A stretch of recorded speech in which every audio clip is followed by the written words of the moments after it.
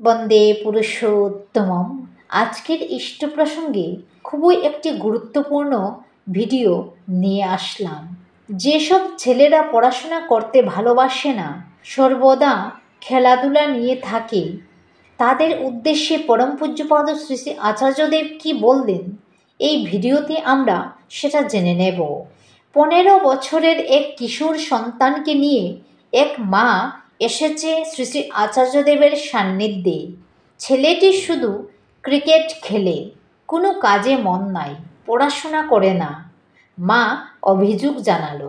শ্রী শ্রী আচার্যদেব ছেলেটিকে বললেন, দেখ বাবা, এখন তো বাবা মা রয়েছে, খাওয়া পড়ার চিন্তা করতে হচ্ছে না। বাবা মা তো চিরকাল থাকবে না। যখন তারা থাকবে না, তখন কি খাবি? ভেবে দেখেছিস? বাবা মা তো চিরকাল থাকবে না, ঠিক তো? তাহলে এখন থেকেই ভাবতে হবে তখনকার অবস্থা কি হতে পারে। শ্রী শ্রী আচার্যদেব আমাদের দেশের কয়েকজন নামকরা ক্রিকেট প্লেয়ারের উদাহরণ দিলেন। তাদের কে কোন বয়সে খেলা শুরু করেছে, বড় দলে খেলার সুযোগ পেয়ে পড়াশোনা ছেড়ে দিয়েছে। একজন প্লেয়ারের খবর জানালেন, যিনি পড়া ও খেলা দুটোই চালিয়ে নিয়ে গেছেন। যদি বড় দলে চান্স পেয়ে যাস, তখন পড়াশোনা ছেড়ে দিতে পারিস। তুই কি চান্স পাবি?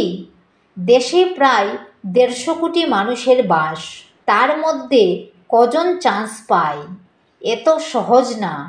তাই এখন থেকে পড়াশোনা চালিয়ে যাওয়াই বুদ্ধিমানের কাজ।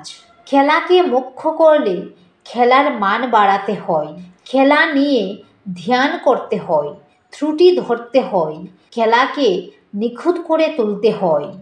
খেলায় সুনাম করতে হলে, খেলার মাধ্যমে উপার্জন বাড়াতে গেলে সেই খেলাকে নিখুঁত করতে হবে।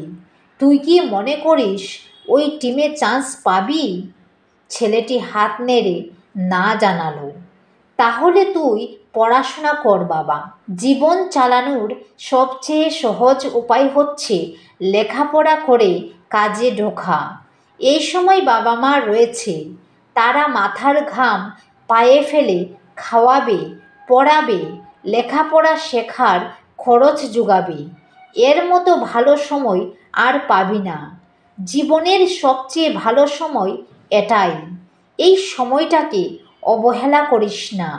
শ্রী শ্রী আচার্যদেবের কথাগুলো কিশোরের মর্মস্থলে বেদনা সৃষ্টি করল। মুখ চোখের পরিবর্তন ঘটল। মনে হলো পড়াশোনায় মন দিতে সংকল্প নিল। জয় গুরু।